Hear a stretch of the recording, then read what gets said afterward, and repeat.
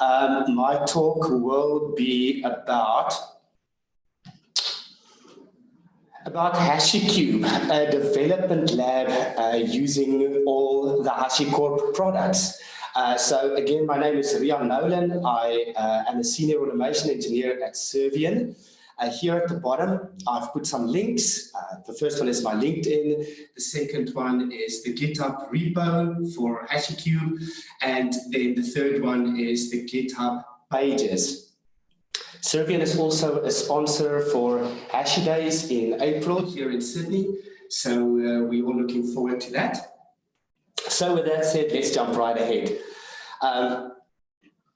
Let me just find this guy. So a little bit about Servian. We've got over 500 employees. We've got offices mainly in Australia, but we are branching out into New Zealand and working with wonderful colleagues here.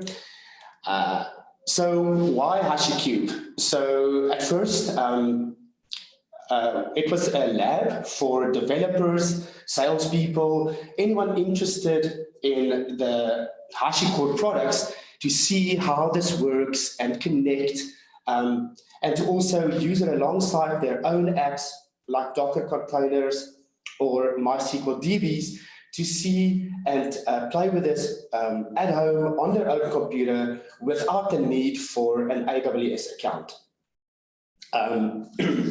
So HashiCube runs all of these products: Vagrant, which I love, Packer, amazing, Terraform, Sentinel, Nomad, Vault, and Consul. That's not the Sentinel logo. I don't know what the Sentinel logo is, so I've just used that in the meantime. Apologies for the UE designers at HashiCorp. But yeah, that's the temporary logo. So what we do is, by using Vagrant, we're going to sacrifice 4 gig of RAM, 10 gig of disk space, and we're going to bring up a virtual machine with a Docker daemon inside and running Nomad, Vault, and Consul. So first what you do is you git clone that repo, you install VirtualBox, and you install Vagrant. And then by just doing Vagrant up -1 provision, we will bring up this lab. So that is what we're going to do. This is how it's going to look like if you're going to open up VirtualBox on your PC. And this is the command we're going to type in. So I have already run this on my local host, and this is the output that you will get to. So I use Doxify, which is a magical documentation editor. So it creates a website, searchable website from Markdown, and it will look something like this. So once you've spun up HashiCube, you can open up localhost port 3333, and you will have a website that you can search. Let's, argument's sake, search for Vault, and it will tell you exactly what you can do and some screenshots about this. And then I just want to show you the Vagrant file. So using a Vagrant file, we just set domain name, endpoint. We give it 4 gig of RAM, and we give it 2 CPUs. We specify just some other configuration flags. I just added this here with a link at the top where you can find some more. And we create a machines hash. So we give it an IP, we give it an SSH port, tell it we're going to use 10 gig of disk space, and we're going to mount some directories. I've added 3 more machines here. So if you unhash those and you go Vagrant up, it will spin up 3 virtual machines for you, and you can then use Consul Connect to cluster these machines.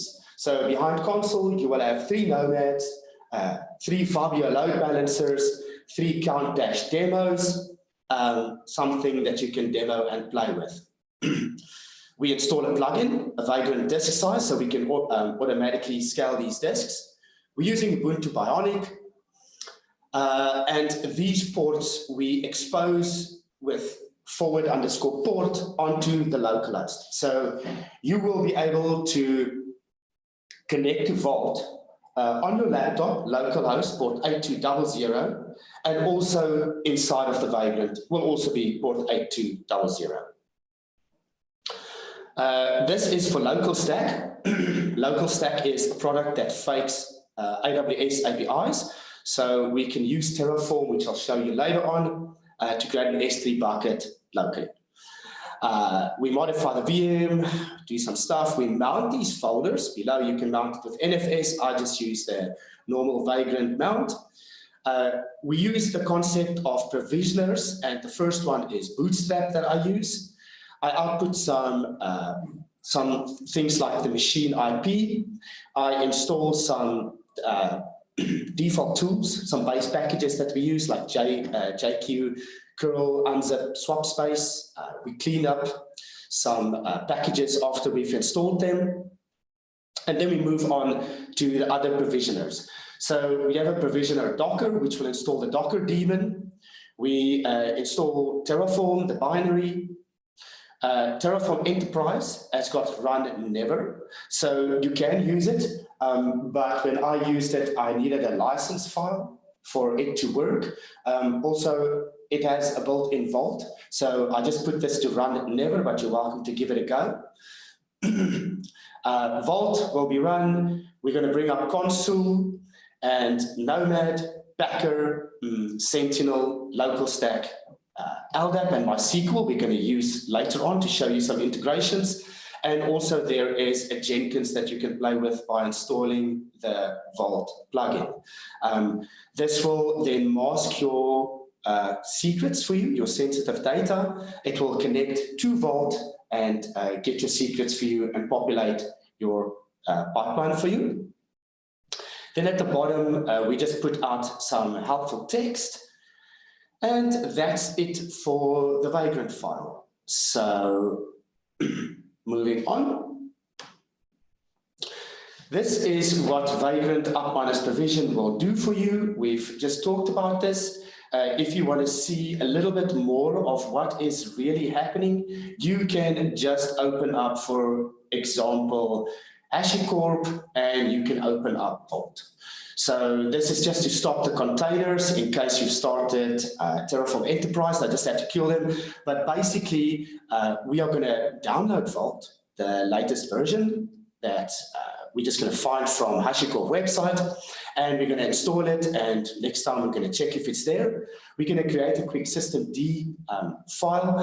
But we're going to get to this later. The point of this is just to tell you, if you want to see what is going on under the hood, you are more than welcome to do that in the repository. Here we go. So after we've run Vagrant up minus provision, Vault should be available on port 8200. So let's see whether it's available. We're going to open up localhost 8200, and Vault is going to load. We are going to copy the initial root token.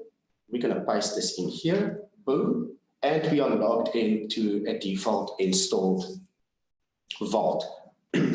On Vault, as you can see, there is no database engine here or secrets or anything enabled. It's just got cubby hole, it's default. So let's spin it up with ldap, provision minus with ldap. What this is going to do, this is going to download a Docker container for us, spin it up inside the VM, then it's going to enable the Vault ldap secrets engine or authentication rather, and it's going to log in with the user that's specified. So let's just give it a second, pulling these layers. And now we should be able to, after this is done, log in with the username. Let's just quickly see here. So it's going to do Vault login with ldap, and its username Harris and password Harris. Okay, so let's see if we can do that. My browser is this side, so I just quickly want to log out here, sign out. we want to select ldap. I'm going to go admins, and we want to sign in. Boom. So we are now signed in. I just want to, so this worked by using the credentials specified in an ldap container. I just want to quickly log out here and log in again with the root token, which is this guy over here. Boom. And we can see that ldap has been enabled for us as an authentication method. Next, we are going to Vagrant provision minus with MySQL. And what we're going to do, we're going to enable the database secrets engine in Vault. We're going to create a user in this MySQL Docker container for Vault. And we're going to ask Vault to create us a MySQL database user with a TTL of 5 minutes. So let's spin this up quickly.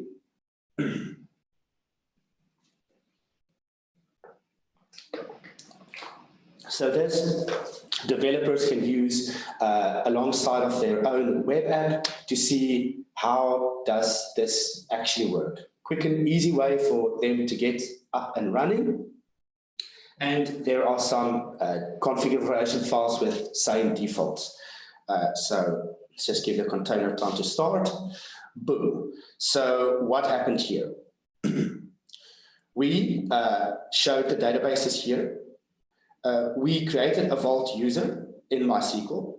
We have granted the MySQL user for Vault access. We've enabled the Vault secrets engine, and we've created the Vault role.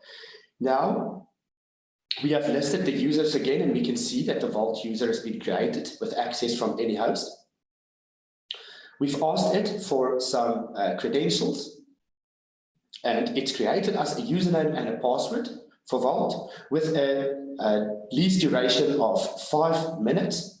And then using those credentials, we again list the users in MySQL. So here is our Vault user. If we go back to Vault, we can see that the database secrets engine has been enabled. And in 5 minutes, that user will be let go. So that's it for Vault. This is basically what we did. The Vault address and the Vault user token is set in the Vagrant's environment, etc environment, so that you can log in and you can access Vault from within the VM. Next is Consul. So when we go Vagrant up on its provision, Consul should now be available. And on my local laptop, I have set in cat etc resolver Consul, the name server, the IP of the VM, and the port. So which means we can go dig fabio.service.consul at localhost dashboard 8600, and we want to get a record and we want to do it plus short. Boom. So there is our Fabio. We can also see Vault. Okay, excellent. So now we can switch over to use the DNS names and demo time. So we can go consul.service.consul and we can access this on port 8500. Let me just see here. Whoops, my spelling, sorry for that. There we go. And here we go with Consul. So here is our services. We add some routes in Consul for Fabio to use as routes. And I will show you where that gets done. That basically gets done in consul.sh with a small configuration file.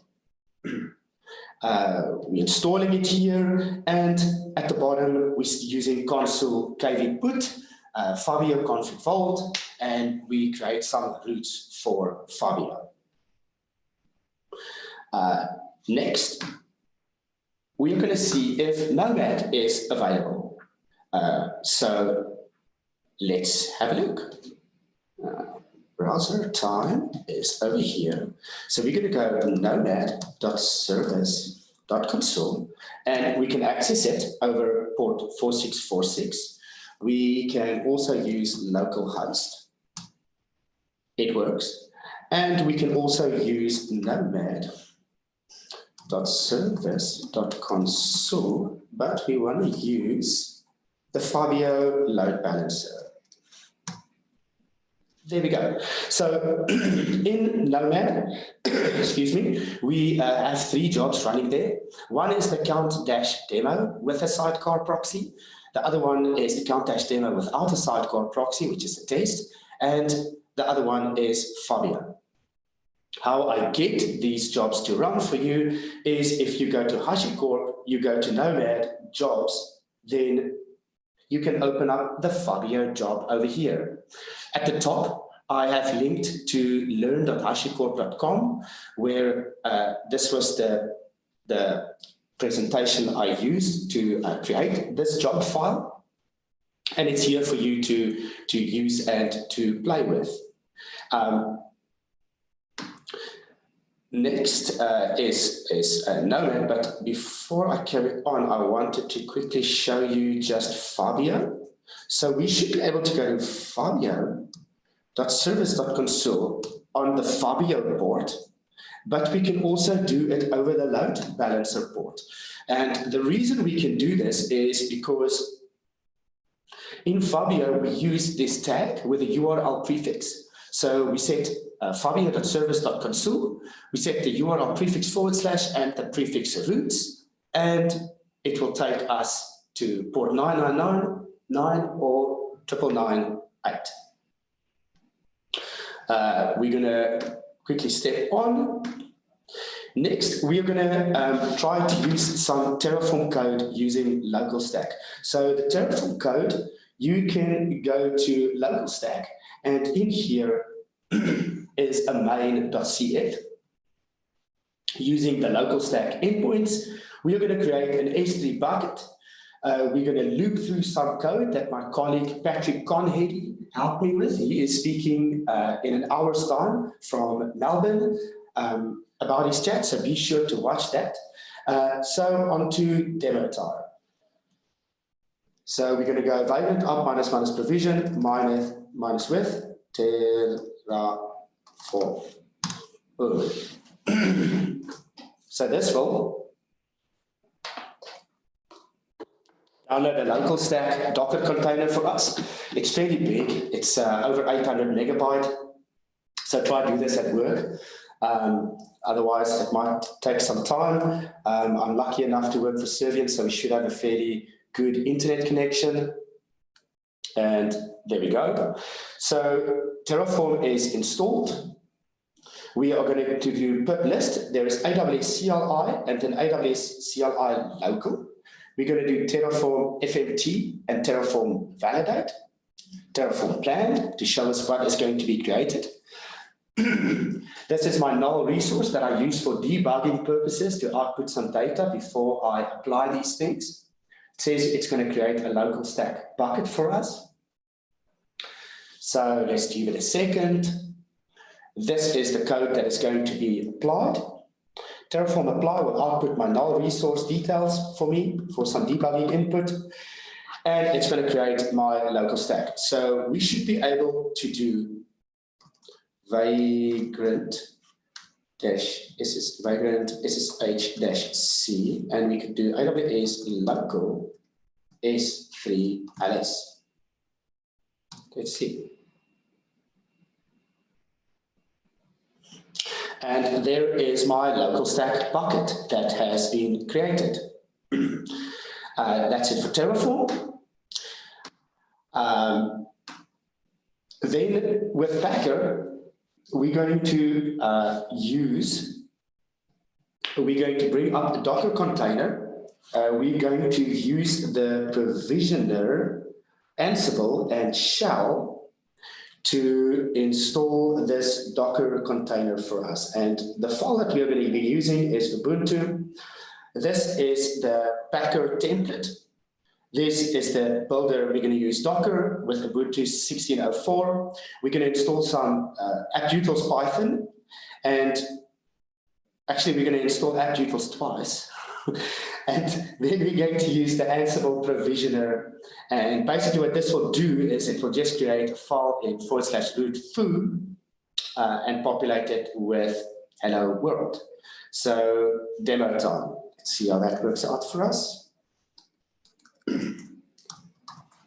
Okay, take it away. Let's see, it's going to install some stuff for us.